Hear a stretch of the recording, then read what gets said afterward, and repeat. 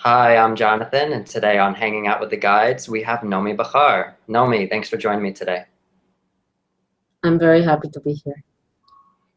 Nomi is a self-healing and self-actualization expert and coach, author, speaker, and thought leader. She is also the creator of the Gates of Power method. So, Nomi, tell me about who you are and what you believe your role is in this life. When you leave this world, what impact do you want to have left? We have to chop this, okay, question, because it's a huge question. Okay. Tell you about who I am, that's one question, right? What I believe my role is, and when I leave, so it's three parts. Okay. Tell you who I am. Who I am is spirit. Who I am is one with and part of the great oneness. That's who I am. Do you want to know on the human level who I am? I mean, is that what the question is? However you wish to answer the question. It wasn't meant to be any specific thing. It was however people would interpret it and answer. So go ahead. Okay. So I am very creative, passionate, loving, wise, fierce, determined, expressive being. I was born and raised in Israel, so maybe some of the fierceness is coming from there, and determination and standing up for justice, I believe, from the background of being Jewish, standing up for a better world from that background, standing up for love and unity and people being the expression of divine, the great source. And so I am a channel of transformation. I have dedicated my life to that since very young age. Somehow I knew it intuitively. And my life has been about art, expression, and transformation.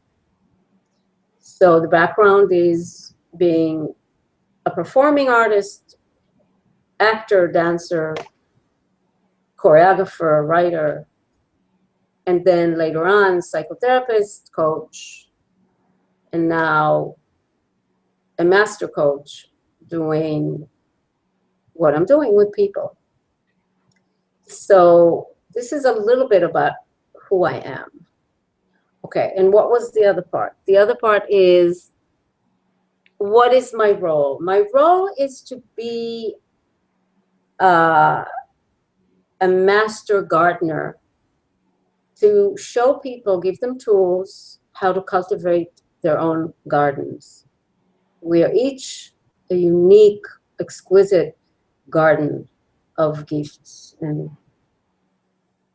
talents, abilities, and we're here to bring that beauty, that empowerment, that whichever it is that we have to give to the world.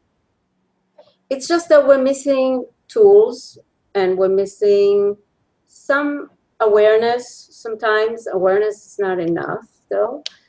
We're missing a clear manual of instructions, a roadmap, and so on. So I've created Gates of Power to give us, I'm including myself, tools to give us the best support, the best knowledge, the best wisdom to cultivate our gardens so that we can be a contribution to ourselves and others. So that's why I'm here. And what impact, that's the impact, to leave the world with a little more knowledge and a little more guidance around self-healing and self-actualization, which includes self-realization in there. But self-realization is not enough. You can realize who you are, but not actualize it. And possibly not be able to create enough healing within yourself to be able to bring that realization into daily life, actual daily life. So that's the first question. I like that between self-realization and self-actualization. Yes. That's an important distinction. Yes, yes, yes, yes. So obviously now we can get into some of the background here that led to all of this. How did you get to where you are today? Tell me some of the key parts of your story that might allow people, wherever they are in their own paths, to relate to you and the path you traveled to where you are now. That's a very big question, and I have addressed some of it in my book. I'm going to try to do my best to as I said, in my human form this time around, born in a state where there is war all the time. And my father was a veteran and was wounded very severely, and actually was for many years in a mental institute. So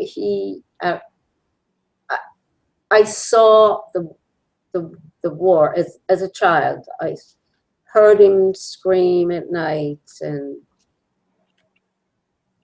say crazy things and do crazy things and suffer and be very moody and scary to us kids. And my mom was hysterical because she didn't know what to do with him. And the country was just starting. Israel was just budding. So there was poverty. There wasn't like a lot around. So the conditions were very hard. So I learned as a kid to be very responsible because my mom needed help all the time, and to be a caretaker and to excel in everything so nothing goes wrong, nobody gets upset. And you know, but really was not able within all of that to just be a kid, or just be. So that's where it all started. So at some point after going to the army and going through a war myself, I decided, something decided in me that I'm going to go to the acting school, Performing Arts Academy, and everybody was against it because what are you going to do? You know, but I think that was my way of wanting to claim my expression and my ability to be authentic and move around and make big sounds and try things, and so that was my saving grace, going to the performing.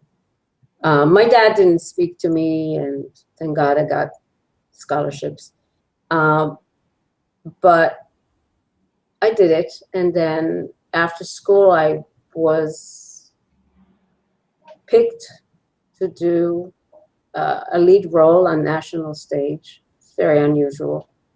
And I worked constantly.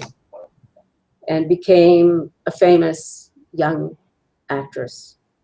So that was the beginning of my journey, being able to express, being able to be all these different people that were really actually parts of me. You know that as an actor, you find the character inside of you. And I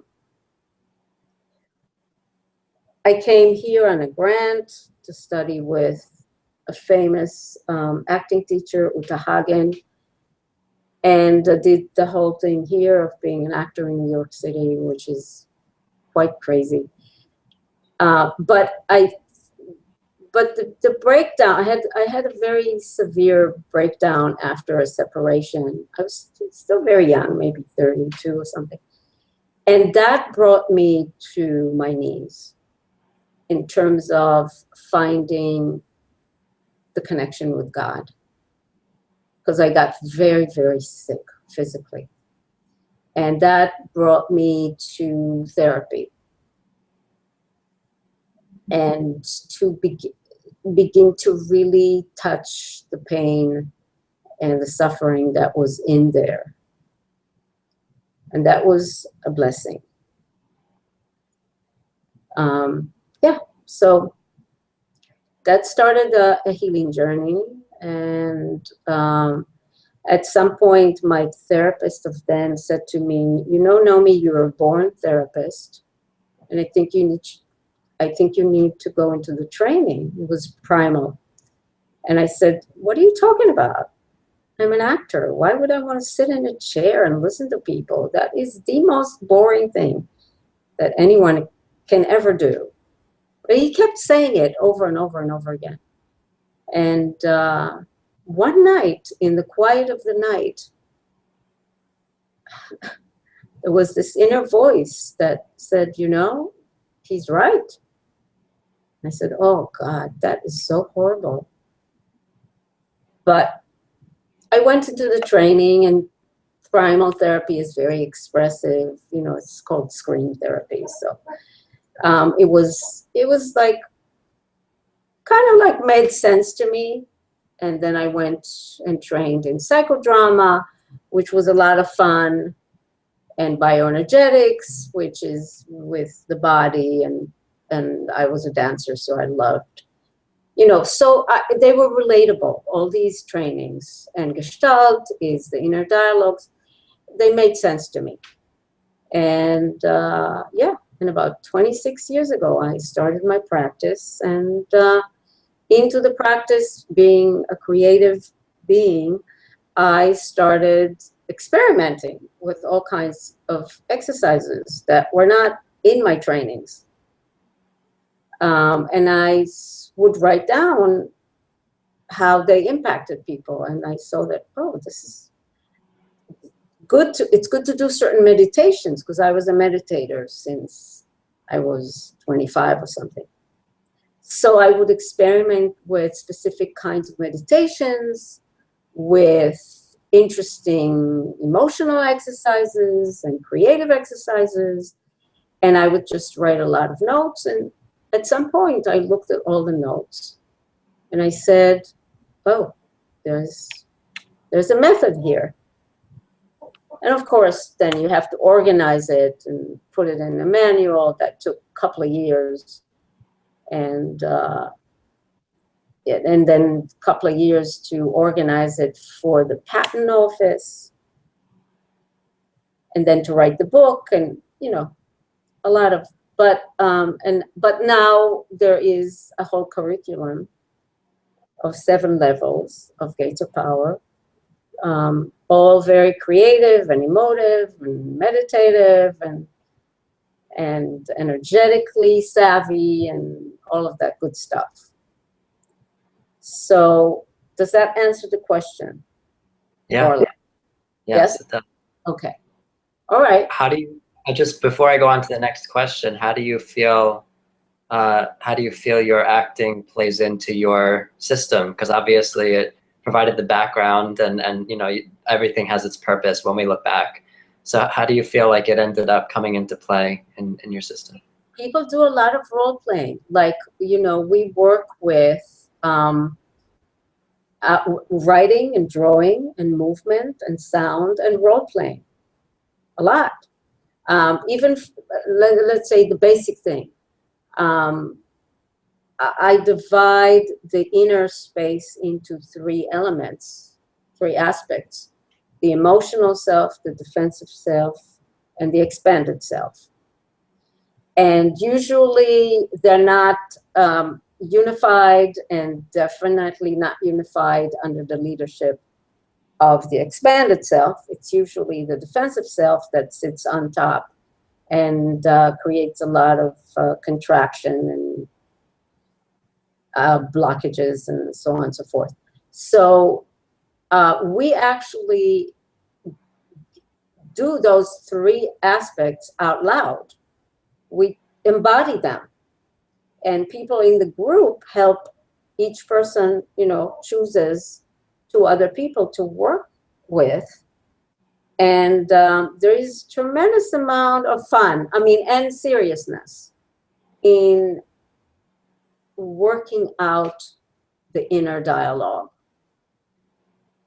and creating it to be such that you can be your own mentor as your expanded self.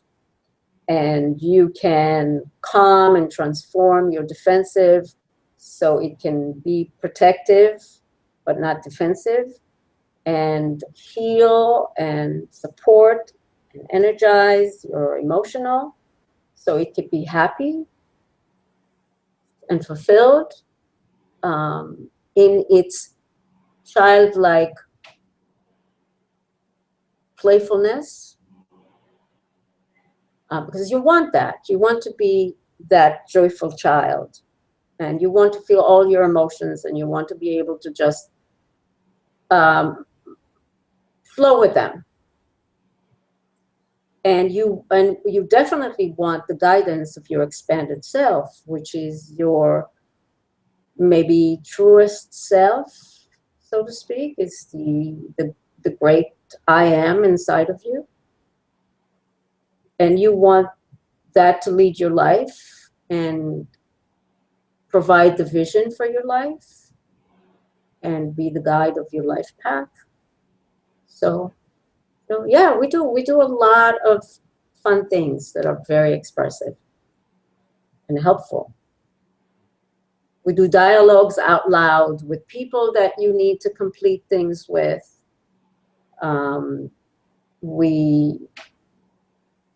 There's a lot of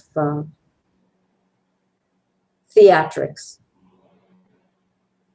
It's always interesting to see how sometimes seemingly unrelated paths converge, and like everything sort of like ties together, and it all ends up looking very linear when looked at in retrospect, even if going forward it looks a little bit sort of choppy, or like I went this way and then I completely like took a right turn, went a different direction, but in retrospect it all looks like it was this beautiful linear path. Yes, there isn't anything that's unrelated in this canvas of life. So we just don't see it maybe, but everything is absolutely related and absolutely in divine order. Part of the journey is to realize that and relax into it. I agree, definitely. I wonder, considering you mentioned you call yourself the master gardener, which I like that term, the idea of thinking of ourselves as a garden that we're cultivating. Do you garden? I don't. Interesting. I don't. I have a lot of, I live in New York City, and also partly in Peekskill, but I do have, especially in Peekskill, I have a lot of plants.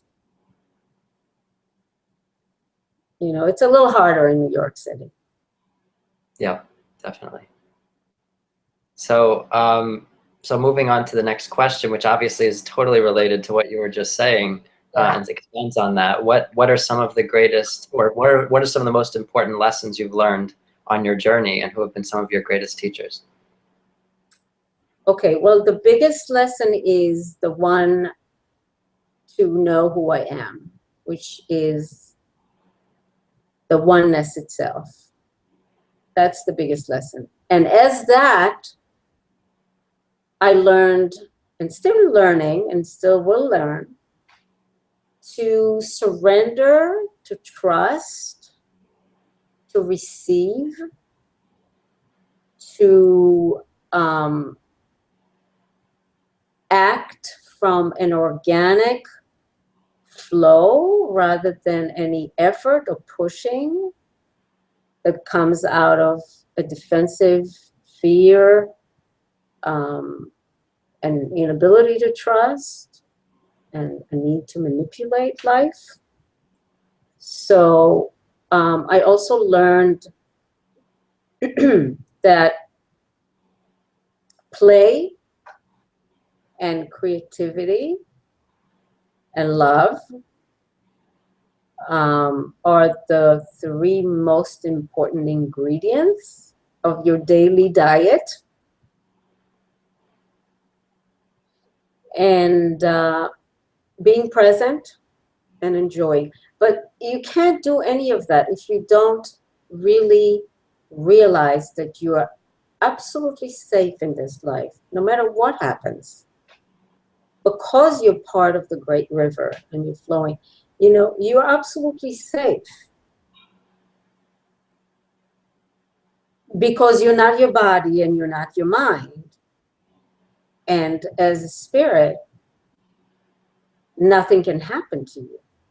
Things can happen to your body, and things are always in turmoil in the mind, but these are not who you are. So, you know, you really are infinite, and you really are ever present, and just have to learn to enjoy your moments. Yeah. Those are great lessons. Obviously, that Still learning them because I have a tendency to be very determined and very serious.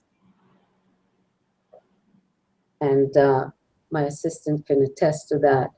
That I can be like very like too serious sometimes, and too like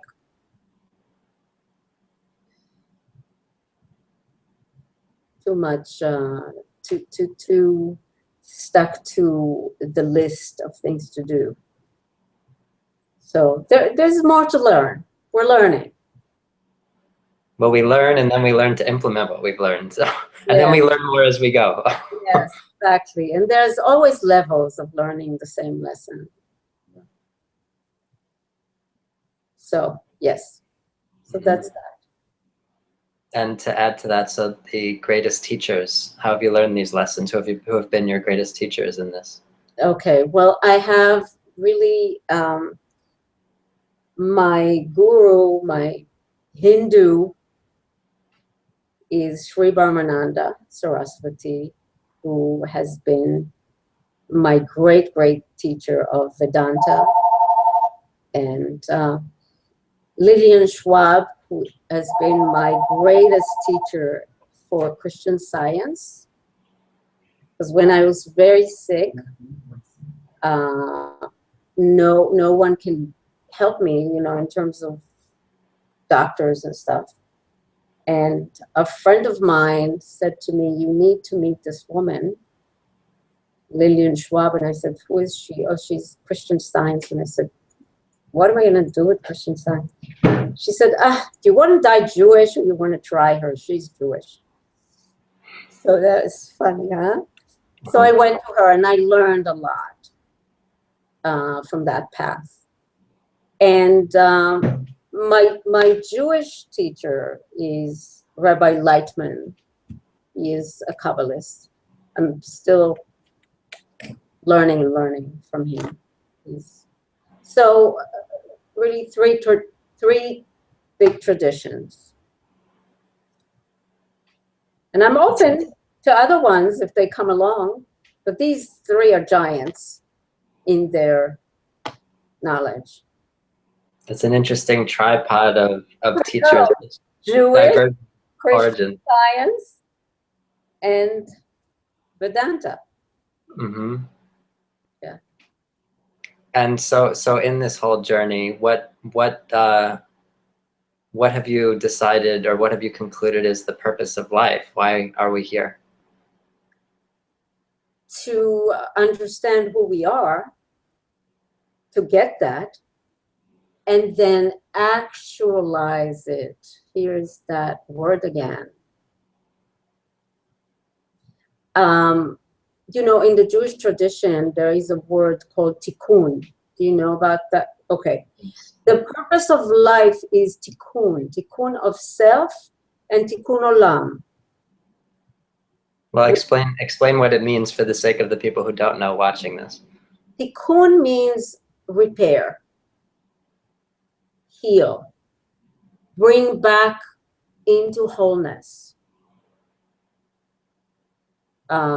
reclaim wholeness.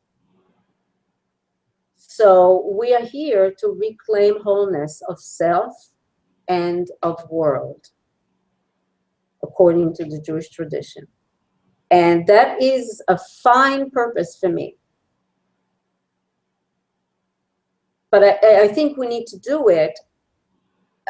To do that, we need to first realize our own wholeness and take out all the weeds of everything that we're not. Not take out, well, take out in terms of gardening, you know, you pull them out. But in terms of the soul, is releasing that, realizing that that is not who you are, and releasing that, letting go of that. And then who you are is there. You don't have to do anything about that, because this is there. This is the ground of self is holistic. Does that make sense? Yes, definitely. To put that together, to put the metaphor together, you can see that rather than feeding the weeds with the nutrients, that we feed what we actually want growing there. And so we Yes. stop feeding the parts of ourselves that are not who we really are, and Yes. we increasingly feed who we really are. Yes, but you also need to release. There's some very deep rooted notions, feelings, concepts, interpretations that are there that you really have to not only not feed them, but you need to kind of like gently unplug them and release them, let go of them. Yeah, it makes a lot of sense, because they're so deeply rooted when we've practiced them our whole lives. Yes, yes, Yeah. yes, yes. So obviously this has sort of been in the background the whole time. So let's get right into it. Tell me about God. Who or what is God, and what is our relation to such a source or being, or however you think of this? You know what? I'm not going to attempt to answer that, but I'm going to say that God is everything. The whole existence is God. There is a Jewish saying, "Efes milvado," which means nothing is other than God. So everything is. So everything that you see and everything that you don't see, and the manifested and the unmanifested,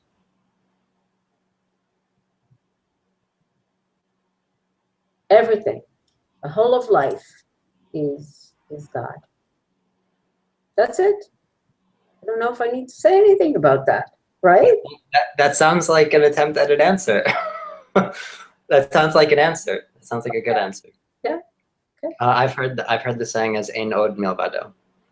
Yeah, either en od milvado or efes milvado. It's a different way of saying the same thing. Yeah. That's what everyone talking about God is really doing, right? It's just different ways of saying the same thing. Yeah. Yeah. And you can say it's wisdom. You can say it's love. You could say it's mind of wholeness and divine order. But we just, that's like making it our size, so we can kind of like speak about it. It's way beyond anything that we can speak about. Mm. That makes a lot of sense, considering our words are in this reality, and anything we could speak about would be in this reality, and like and the limited version of this reality, not just parts of reality. Exactly, right. So that's why you gotta meditate. You gotta feel it. It's beyond words. Yeah, it's and an experience. Thoughts. Yeah. Yes. So how does the universe work? What are the most fundamental rules or laws by which everything in the world operates? You know what? I decided, because that could take me, I don't know, 3 hours.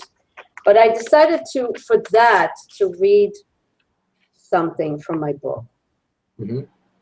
And it just talks a little bit about some quantum physics things. Okay. The fabric of reality, therefore, is a unified field of information and energy in which everything is connected instantaneously, transcending the ordinary limits of space and time. That's one way of kind of describing it. Mm-hmm. And another sentence is, we can also say that the fabric of reality is a field of possibilities, or a moving field of energy and consciousness, collapsing into different forms as we observe it, or as we define it with our thoughts. I think that's possibly begins to say a little something about it. I Is that agree. good enough, you think? Yeah, that was good. Okay. What is the title of your book there that you're reading from? Gates of Power, Actualize Your True Self. That's the book about the method, Gates of Power. But at the end, there are there's different gates, and there is the gate of knowledge, which is the 7th gate. And under the gate of knowledge, I have put some of that kind of knowledge. So. That's good. I like that. Yeah. All right. So now if we're to sort of, in some ways, boil it all down, but maybe actually expand and get into like the core of what we would really want to know, or what we need to know in all of this. What do you believe is the most important thing for every person to know? If you could tell every human being on the planet one thing, what would it be? Honor the fact that you are a spark of God, and cherish it. Clear out whatever is not that. Take that spark and make it into a grand, beautiful fire. Positive fire, I mean.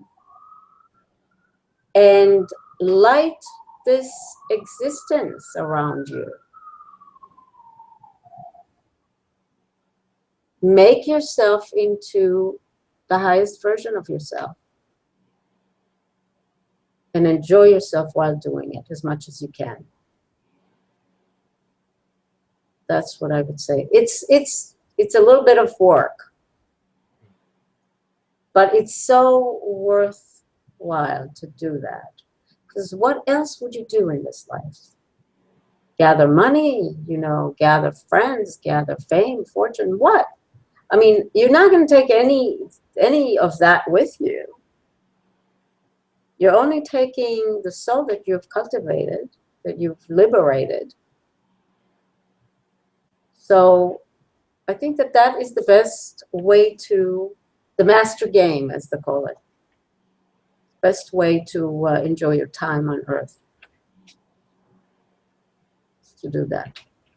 That was great. Well put. I like that a lot. And it was, I like that you added to the actualizing ourselves, to the, you know, connecting to our higher selves, that we enjoy it, that we enjoy the process. That's it's so important. Obviously, otherwise we could get lost in thinking that we're turning it into work, and it becomes work, and then we're not really achieving the aim that we're headed toward when it becomes work. Right. Right. Yeah. That was great. Thank you so much, Nomi, for your time and for sharing your story and lesson with me today. Thank you for doing this. I mean, I'm sure that that could be inspiring for a lot of people to listen to those interviews. I agree. It's a great project. Thank you. I appreciate that. Yeah. And thank you to all who are watching. Have a great day. Bye.